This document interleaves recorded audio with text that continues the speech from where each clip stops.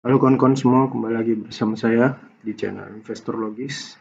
Kali ini kita akan coba melihat dan membedah data-data orang terkaya yang terbaru di Indonesia.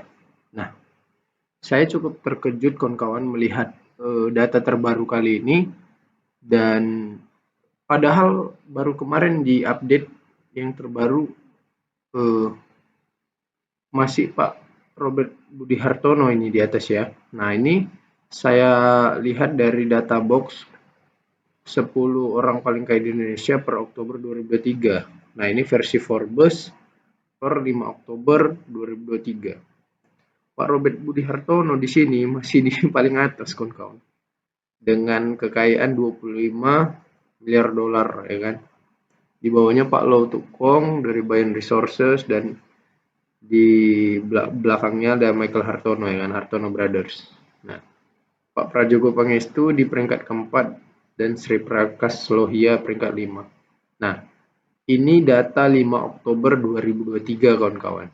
Bulan 10 yang lalu ya. Nah, di sini Pak Prajogo Pangestu masih di peringkat nomor 4 dengan kekayaan 9,5 miliar dolar, ya kan? Data terbarunya. Nah, ini data terbaru dari Detik yang baru diupdate ini ya, 14 November 2023. Masuklah Pak Prajogo Pangestu di peringkat yang pertama.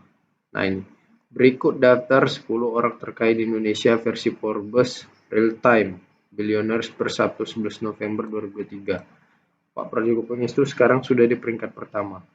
Nah, ini tidak terlepas dari kenaikan harga saham brand yang baru IPO dan juga cuan yang melampau drastis ya. Kalian bisa lihat, misalnya kita lihat di sini harga saham sampai diberhentikan ini ya.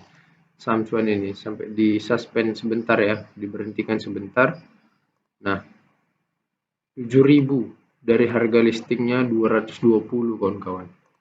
Yang membayangkan itu.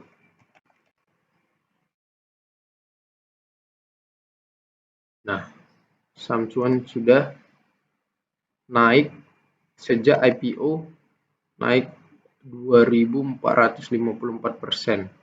Padahal IPO-nya baru 8 Maret 2023 IPO-nya kawan-kawan. 8 Maret 2023. Berarti itu sekarang bulan 11. Berarti baru sekitar kurang lebih 8 bulan ya. Kita anggaplah 8 bulan. Kalau dia tumbuh 2000 berapa tadi? Tumbuh 2.454%. 2.454% dalam 8 bulan.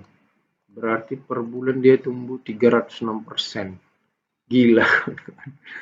Saham Pak Prajogo Pangestu ini ya. Jadi yang membawa Pak Prajogo Pangestu menjadi peringkat pertama di orang terkaya di Indonesia per hari ini tak terlepas dari keempat sahamnya, yakni Cuan, kemudian Brand, Barito Renewables Energy. Ini juga udah naik berapa persen nih sejak IPO? Nah, sudah naik 450%. Padahal IPO-nya baru berapa bulan ya? Baru Oktober, belum ada sebulan. Oh, udah ada lah sebulan. Ini udah tanggal 15. Baru sebulan lebih kawan-kawan. Sudah naik 400 berapa persen tadi? Bentar. Sudah naik 451%. Gila kawan-kawan. Brand Cuan, kemudian TPIA. Ya, ini juga Pak Prajogo Pangestu. Cuman kinerjanya nggak segila dua kawannya tadi ya, Brand sama Cuan. Nah, tapi ini cukup drastis juga kenaikannya TPIA ini. Tapi listingnya memang udah lama, kemudian induknya adalah BRPT. Nah, BRPT juga naik deras dalam 3 bulan terakhir sudah naik 25%. Jadi yang mengantarkan Pak Prajogo Pangestu ke peringkat pertama orang terkaya di Indonesia itu adalah saham brand dan saham cuan, kedua saham itu. Nah, Di sini kita bisa baca peringkat 1 ada Pak Prajogo Pangestu berhasil menyalip Raja Batubara Lotukong dan Bos Jarum Hartono bersaudara. Gila kawan-kawan. Jadi di dunia Pak Prajogo Pangestu ini peringkat ke-32 kawan-kawan. Peringkat ke-32 orang terkaya di dunia. Nah, kalian harus baca profilnya ini, sangat menarik menurut saya. Padahal pria kelahiran Sambas, Kalimantan Barat 13 Mei 1944 ini dulunya hanya seorang sopir angkutan kota, angkot. Bahkan Prajogo Pangestu diketahui hanya lulusan SMP. Bayangkan kawan, hanya lulusan SMP, gak perlu gelar sarjana, tapi jadi orang terkaya nomor 1 di Indonesia. Jadi ini adalah salah satu bukti bahwasanya sebenarnya untuk menjadi orang kaya atau membangun kekayaan itu tidak terlalu perlu gelar. Seperti yang dikatakan Om Bob Sadino lah, udah pasti tuh kalau kalian baca bukunya. Nah, Prajogo Pangestu merupakan pemilik dari Barito Pacific, perusahaan yang bergerak di sumber daya alam. Yang kedua ada Pak Lotukong, masih bertahan juga ya, masih kuat dengan Bayan Resources-nya. Nah, ia merupakan orang terkaya kedua di Indonesia dan ke-52 di dunia saat ini. Kalau masuk 100 peringkat dunia aja itu udah jago kali kawan-kawan. Itu udah bisa mengalahkan keluarga Rothschild itu. Saya teringat kemarin Rothschild itu di peringkat sekitar 300 atau 400-an kemarin saya pernah baca beritanya. Jadi kalau masuk peringkat 100 dunia itu udah jago kali kan. R. Budi Hartono, nah ini Pak Hartono tetap kuat ya dengan perusahaan Jarum dan Bank BCA-nya. Michael Hartono, saudara ya, Sri Prakas Lohia, Indorama, INDR nih kode sahamnya nih, Pak Sri Prakas Lohia ini. Kode sahamnya INDR. Saya juga tidak terlalu melihat saham ini, tapi yang punya orang terkaya nomor 5 di Indonesia kan. Dan sepele kalian. Secara year to date sudah turun 42% lagi nih. Kita lihat valuasinya. Murah ya, PBV-nya 0,32 nih. Tapi sahamnya memang lagi rugi. Ya kita tahulah perusahaan semacam bisnis seperti NDR ini sedang turun memang apanya. Nah, produksi benang polister. Produksi benang lah gitu ya kan. Masih memang tertekan akibat pertekstilan sedang turun. Nah, kita lihat yang ke-6 ada Pak CT, Heru Tanjung dengan City Crop-nya. Kemudian Lim Haryanto dengan Bumi Agri dan KCL juga Bapak ini, Lim Haryanto ini, kalau nggak salah saya. Dewi Kam, nah ini yang menarik ya. Ada salah satu-satunya bahkan perempuan dari daftar 10 orang terkaya di Indonesia saat ini, ini Ibu Dewi Kam. Nah, Ibu Dewi Kam ini uniknya dia fokus pada investasi saham saja dia. Dia berinvestasi di perusahaan pertambangan batubara. Nah, yang membuat Ibu Dewi Kam ini kaya adalah perusahaan Bayan Resources. Ibu Dewi Kam saya kira punya berapa ya? Sekitar 10% kalau nggak salah. Kepemilikan di Bayan Resources. Coba kita lihat ya. Ini Bayan Resources. Kemudian kita lihat profile. Nah, ini profile dari pengendali dari dan pemegang saham dari Bayan Resources. Masyarakat pegang 22%, kemudian PT Sumber Surya Dana 10%, Pak Lotukong sendiri megang 61%, Ibu Dewi Kam, namanya nggak masuk.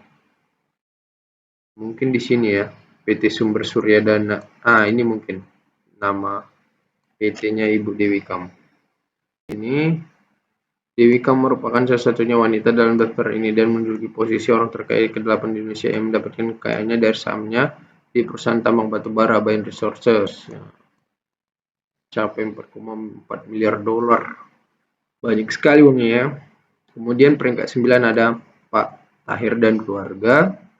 tetap ada Mayapada Group yang bergerak di bidang perbankan lewat Mayapada Bank, layanan kesehatan, Mayapada Hospital, asuransi, retail, dan media.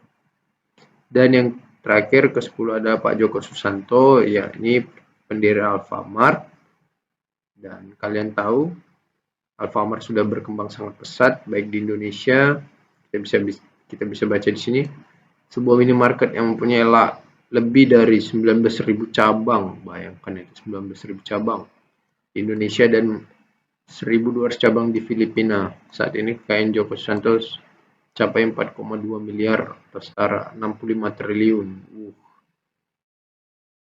Oke kawan-kawan, jadi itulah 10 orang terkaya di Indonesia saat ini. Dan yang pertama Pak Prajogo Pangestu yang sangat mengejutkan, secara mendadak mengejar Pak Budi Hartono dan Lok Tukong. Jadi saya sebetulnya tidak terlalu terkejut juga karena sejak IPO brand yang harganya sangat melambung dan cuan yang melambung terus, dibalik berita juga mau akuisisi PTRO ya, terakhir kali beritanya. Nah, jadi kekayaan Pak Prajogo Pangestu ini meningkat dari kepemilikan sahamnya di perusahaan-perusahaan tersebut, kawan-kawan. Nah, ini kenapa saya selalu mendorong kawan-kawan atau mengajak teman-teman untuk berinvestasi saham. Kenapa? Karena ya memang permainannya gitu. Orang-orang terkaya di Indonesia, di dunia, itu kayaknya bukan karena pegang uang cash atau pegang banyak deposito, bukan, tapi mereka memiliki kepemilikan saham di perusahaan mereka sendiri atau mereka investasi di perusahaan orang yang sedang bertumbuh pesat. Intinya instrumennya investasi saham gitu kawan-kawan. Jadi mereka memiliki kepemilikan saham di suatu perusahaan. Oke kawan-kawan, itu saja yang bisa saya sampaikan. Semoga bermanfaat dan terima kasih.